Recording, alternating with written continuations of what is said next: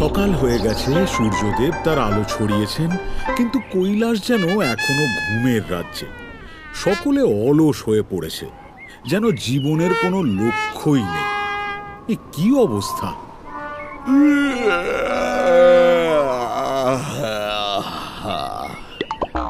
আজ তো খুব ক্লান্ত লাগছে, কিছু কাজ না করলেই ভালো হয়।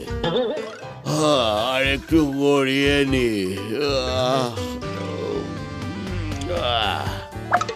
কেন যুদ্ধ করব? শত্রুরা যদি আক্রমণ করে তো পরে দেখা যাবে।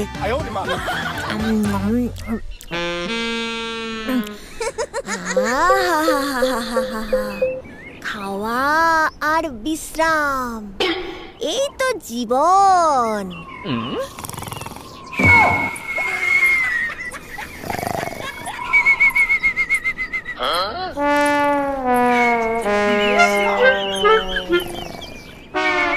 মাতা পার্বতী কৈলাসের এই দৃশ্য দেখে হতবাক।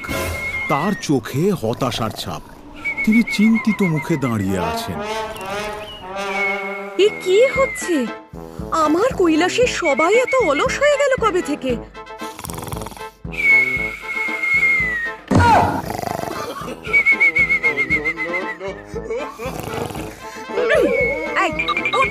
এখন কে নাক ডেকে ঘুমোয় রে?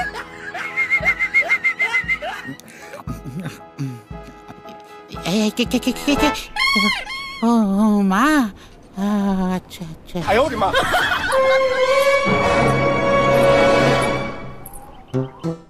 গনু, কতবার না বলেছি সকাল সকাল এত লাড্ডু খাবি না? ও মম, মাত্র 100টা খেয়েছি, এখনো বাকি আছে।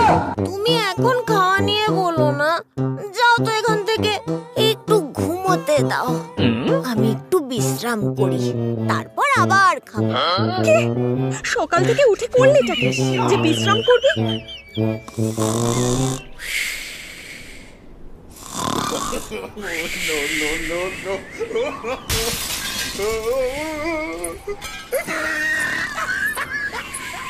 এই কেতু, এই কে কে? ও মম, তুমি? হ্যাঁ আমি। কি হচ্ছে এসব? তুই না দেব সেনাপতি, আর তুই কিনা প্রশিক্ষণ ছেড়ে তলোয়ার ফেলে ঝিমোচ্ছিস। না মানে, আসলে মম, ছাড়ো না, যুদ্ধ তো এখন হচ্ছে না। প্রশিক্ষণ করে কি হবে? তাছাড়া আমরা দেবতা, আমরাই জিতবো, সিম্পল। প্রশিক্ষণের কোনো প্রয়োজনই নেই। ও, যুদ্ধ হচ্ছে না বলে তার মানে প্রশিক্ষণ বন্ধ? কি অবস্থা পুরো কৈলাসে! সকলে কি করে এত অলস হয়ে পড়লো? আর ভুলে যাস না, দেবতা মানেই সর্বের সর্বা নয়। আমাদের পরিশ্রম ও দক্ষতায় আজ আমরা দেবতা। না মানে, সকলের এইরূপ আচরণ দেখে মাতা পার্বতী গেলেন মহাদেবের কাছে। ওনাকে সমস্ত কথা বললেন। মাতা পার্বতীর কথা শুনে মহাদেব বললেন, এত চিন্তা করো না পার্বতী, আমরা দেবতা। ফিটনেসের জন্য তো আমাদের প্রাকৃতিক ক্ষমতাই যথেষ্ট। না মহাদেব, এভাবে চলতে পারে না।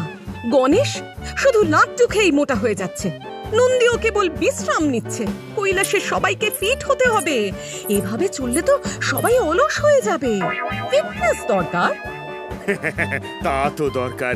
তোমার যা ভালো মনে হয় করো, তবে খেয়াল রেখো যা করবে তা যেন হিতে বিপরীত না হয়ে যায়, কেমন?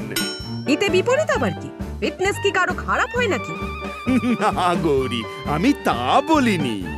তা বলেননি তো কি বলেছেন? বলুন বলুন। উমা, গৌরী, এ যে দেখি তুমি ওদের রাগ আমাকে দেখাচ্ছ।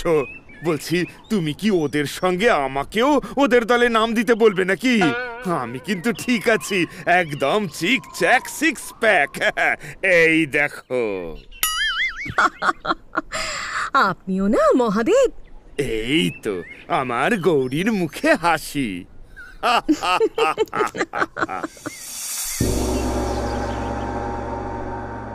কৈলাসের সবাই শুনুন, আজ থেকে কৈলাসে শুরু হলো ফিটনেস প্রকল্প। সকলকে ফিট হতে হবে।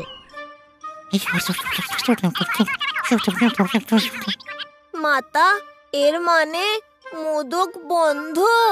হ্যাঁ, আর মোদক কেন? অতিরিক্ত খাওয়া দাওয়া সব বন্ধ, আর কোনো রকম অনিয়ম বরদাস্ত করা হবে না। সকলকে ভোর 5টায় উঠতে হবে, 5:10-এর মধ্যে এই ফিটনেস মাঠে এসে যোগ দিতে হবে। মা, ভোর 5টা? হ্যাঁ বাবা নন্দী, 5টা, আর তোর জন্য 4টে।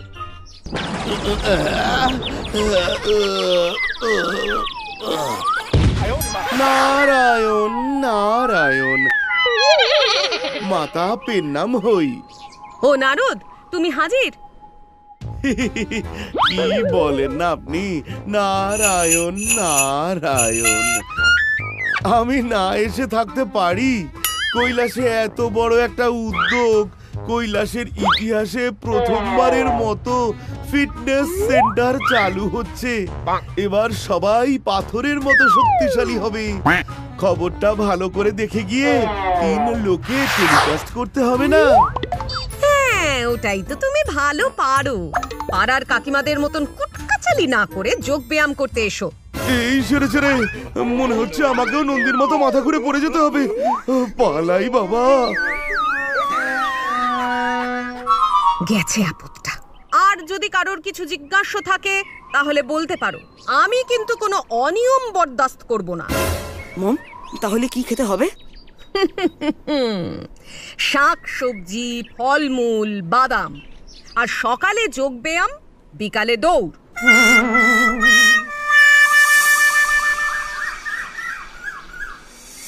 প্রথম ফিটনেস ক্লাস শুরু হলো। পার্বতী মা সকলকেই ওয়ার্ম আপ করতে বাইরে নিয়ে গেলেন।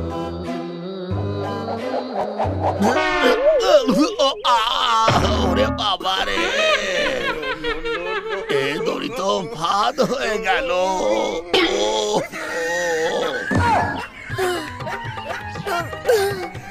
মাগো, মোদকের অভাবে শরীরে একটুও শক্তি নেই। ওরে বাবা রে, বড় ফিটিং হয়ে গেল। নারায়ণ নারায়ণ, কৈলাসে সার্কাস চলছে নাকি?